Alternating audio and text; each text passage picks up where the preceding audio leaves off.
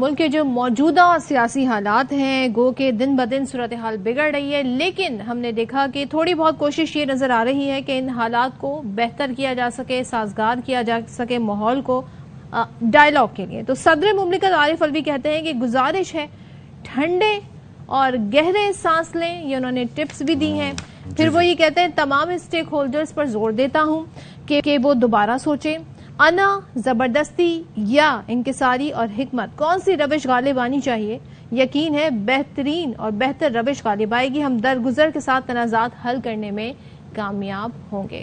تو صدر مملکت کی جانب سے یہ کہا گیا۔ ویسے یہ ڈائریکٹلی ان کا مشورہ کس کو ہے؟ سب کو ہے؟ سب اسٹیک ہولڈرز کی بات کی نا، سب ذرا گہرے سانس لیں۔ ہاں جی، اچھا، اب یہ ہے کہ اس پر حکمراں اتحاد میں شامل جماعت MQM پاکستان کے رہنما اور وفاقی وزیر برائے IT امین الحق صاحب کہتے ہیں کہ مقتدر حلقے بھی چاہتے ہیں کہ مذاکرات ہوں، PTI کی قیادت مذاکرات کے لیے تیار ہے، حکومتی لوگ بھی سمجھتے ہیں کہ مذاکرات ہونے چاہیے۔ MQM کسی بھی پارٹی پر پابندی کے خلاف ہے، انہوں نے واضح بھی کر دیا کہ اگست میں اسمبلیاں مدت پوری کریں گی، اکتوبر یا نومبر میں الیکشن ہوں گے۔ اچھا، کیا ہوا؟ مذاکرات کا مثبت نتیجہ بھی نظر لگا تھا کہ دونوں فریق اس بات پہ تیار ہوئے تھے ایک ہی دن انتخابات ہونے چاہیے۔ PTI کے بھی جو اب ٹاپ لیڈرشپ ہے وہ مذاکرات کے لیے تقریباً تیار ہے، جو حکومت کے لوگ ہیں وہاں پہ بھی اس بات کو واضح طور پہ سمجھا جا رہا ہے، محسوس کیا جا رہا ہے کہ بات چیت ہونی چاہیے۔ جو مقتدر حلقے ہیں ان کی بھی خواہش ہے کہ بات چیت ہو، پولیٹیکل اسٹیبلٹی اس سے آئے گی۔ اس پارلیمنٹ کو بھی 5 سال مکمل کرنے چاہیے۔ اگست میں میرا خیال اسمبلی ختم ہوگی، اس کے بعد اکتوبر کا مہینہ ایسا نظر آتا ہے یا نومبر کا مہینہ جہاں پہ انتخابات کے انعقاد کو یقینی بنایا جا سکے۔ کسی بھی سیاسی پارٹی پہ پابندی نہیں لگنی چاہیے۔ اچھا، بڑی مفصل انہوں نے گفتگو سمجھا دیا ہمیں کہ کیا وہ چاہتے ہیں، تو بہرحال اس پر بات کر لیتے ہیں۔ ناز بلوچ صاحبہ پیپلز پارٹی کے رہنما ہمارے ساتھ موجود ہیں۔ ناز صاحبہ، سب سے پہلی بات صدر صاحب نے جو بات کی میں اس کو I would like to read it out, کیونکہ وہ بڑا ایک بات کی۔ انہوں نے کہا کہ ٹھنڈے اور گہرے سانس لیں، تمام اسٹیک ہولڈرز پر زور دیتا ہوں کہ دوبارہ سوچیں، انا، زبردستی یا انکساری اور حکمت کون سی روش غالب آنی چاہیے؟ بتائیں جی، کون سی روش غالب آنی چاہیے؟ ناز، دیکھیے بالکل جمہوریت کا حسن تو یہی ہوتا ہے کہ ایک دوسرے کی بات کی جاتی ہے، ایک دوسرے کی بات سنی جاتی ہے، رواداری کی سیاست ہوتی ہے، ٹالرنس کی پالیٹکس ہوتی ہے، پالیٹکس آف ہوپ ہوتی ہے، politics for tolerance and betterment of the country ہوتی ہے۔ لیکن اگر آپ یہ رویہ دیکھیں جو آپ نے دیکھا 9 مئی کو جو واقعات پیش آئے، جو پورے پاکستان میں نفرت اور جلاؤ اور گھیراؤ کی سیاست کی گئی، جس طریقے سے دھاوا بولا گیا اور جس قسم کے خوفناک مناظر ان آنکھوں نے دیکھے، اس سے پہلے تاریخ میں آج تک ہم نے کم از کم اپنی آنکھوں سے ایسے خوفناک مناظر نہیں دیکھے۔ جو یادگار شہداء کے اوپر حملے کیے گئے، جس طرح فوجی تنصیبات کے اوپر، عمارتوں کے اوپر اٹیک کیا گیا، پبلک ٹرانسپورٹ اور پرائیویٹ بلڈنگز کے اوپر حملہ آور جو ہوئے لوگ، تو آپ یہ دیکھیں کہ اگر یہ تصویریں، یہ امیجز دیکھ کر محسوس تو یہ ہوتا تھا کہ خدا نخواستہ پتہ نہیں یہ کس ملک کے باشندے ہیں، کون سے دشمن ملک کے لوگ ہیں جو ہمارے پر اس طرح حملہ آور ہوئے ہیں۔ اور اس کا فائدہ آپ نے دیکھا کہ انڈین میڈیا نے کس طرح اس نیریٹو کو چلایا اور کیا کر نہیں انہوں نے بولا ہمارے بارے میں۔ تو ان چیزوں سے نقصانات ملک کے ہوتے ہیں۔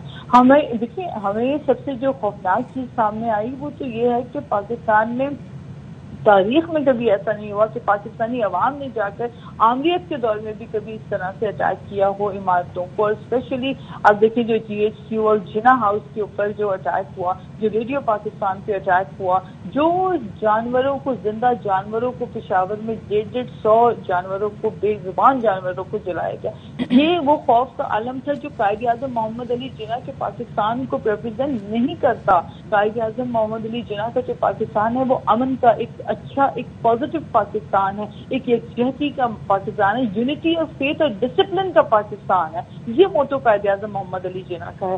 تو اس لیے میں سمجھتی ہوں کہ جو PTI نے نفرت کے بیج بوئے ہیں، اس کی ذمہ دار PTI ہوللی سوللی ہے۔ اور میں یہ بات گزشتہ 1 ماہ سے مختلف جگہوں پہ بار بار کہتی آئی تھی، ہر پروگرام اور ہر پلیٹ فارم پہ کہہ رہی تھی کہ خدا را آپ اپنے ہاتھوں سے قانون اپنے ہاتھوں میں نہ لیں، قانون غلط استعمال نہ کریں اپنے جذبات کو. اور ذرا ناز یہ بھی بتا دیں، اب ظاہر اس تناظر میں پکڑ دھکڑ کا سلسلہ بھی جاری ہے، آئیڈینٹیفیکیشن بھی جاری ہے لوگوں کی کہ کون اس کے ذمہ دار ہیں، شناخت کا سلسلہ. ایسے میں جو ٹینس ماحول بھی ہے دوسری جانب، تو مذاکرات کی بات گر سنائی دے رہی ہے. امین اللہ کہتے ہیں حکومت چاہتی ہے مذاکرات ہو، حکومتی سطح پر کیا یہ معاملہ زیر غور ہے یا صرف ایم کیو ایم ایسا سوچ رہی ہے؟ دیکھیں صدف، اس کے دو پہلو ہیں. دیکھیں مذاکرات تو جو ہے ان سے ہوتی ہے، ڈائیلاگ اور بات تو ان سے ہوتی ہے جو کم از کم اتنے بڑے نقصان کے اوپر اس کے اوپر ندامت کریں، شرمندہ ہوں، پبلکلی معافی مانگیں.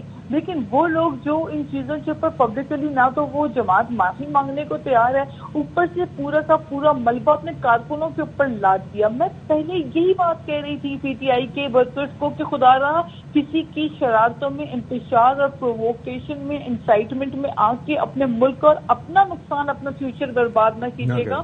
کیونکہ یہ یاد رکھیں کہ جب آپ پہ پرچے کٹیں گے دہشت پھیلانے کے اور خوف اور ہراس پھیلانے کے، تو پی ٹی آئی آپ کے پیچھے کبھی کھڑی نہیں ہوگی. کیونکہ پی ٹی آئی ہمیشہ اپنے ورکرز کو آگے بڑھا کے ان سے غلط جو ہے اس قسم کے کاموں میں ملوث کروا کے پھر پیچھے ہاتھ کھڑے کر دیتی ہے. کل آپ نے دیکھا انہوں نے تو بڑے مزے سے اپنے ورکرز پہ ڈال دیا. وہی جو کل حقیقی آزادی کے نعرے دے رہے تھے، آج خود جیلوں سے ڈر کے کیوں بھاگ رہے ہیں؟ کیوں لیڈرشپ ان کی آگے سامنے کھڑی نہیں ہوتی؟ ہمیشہ پی ٹی آئی کا یہی رویہ رہا ہے. اپنے ورکرز کو انہوں نے آگے رکھا اپنے آپ کو شیلڈ کی طرح بچانے کے لیے، اور خود اپنے آپ کو پیچھے رکھا. مشکل وقت آئی تو آنکھیں بند کر دیتی ہے پی ٹی آئی، اپنے ورکرز کو تک نہیں دیکھتی، اور پھر وہ مقدمات جو ہے وہ ورکرز کو اکیلے اور کسانی کو بھگتنے پڑتے ہیں. میں سمجھتی ہوں ناز یہ بھی تو ہو رہا ہے نا، جیسے شیریں مزاری کو دیکھا ہم نے، ملکہ بخاری کو دیکھا، علی محمد خان عدالتیں ریلیز کرتی ہیں دوبارہ گرفتار ہو جاتے ہیں، تو یہ بھی تو سلسلہ نظر آ رہا ہے. اس پر کیا کہنا چاہیں گے آپ؟ دیکھیں میں تو as a true Democrat definitely, اور پاکستان پیپلز پارٹی نے تو ہمیشہ جو ہے استحکام کی بات کی ہے، اور پاکستان پیپلز پارٹی نے ہمیشہ ڈیموکریسی کے اوپر ہم یقین رکھنے والی پولیٹیکل پارٹی ہیں. لیکن دیکھیں آپ نے فریال تالپور کو بھی دیکھا تھا، آپ نے مریم نواز کو بھی دیکھا تھا. کیا ظلم پی ٹی آئی نے کیا، پی ٹی آئی نے اپنے دور حکومت میں کیے تھے؟ کیا انہوں نے کوئی دہشت گردی کی تھی؟ کیا انہوں نے خدا نہ خواستہ کوئی تنصیبات کے اوپر جا کے حملے کیے تھے؟ نہیں. انہوں نے صرف پی ٹی آئی سے ایک اختلاف تھا تو سیاسی اختلاف تھا. ابھی تو آپ کی حکومت ہے نا ناز؟ جی ابھی دیکھیں بالکل ہماری گورنمنٹ ہے، اور ہماری پوری کوشش ہے کہ ہم اپنے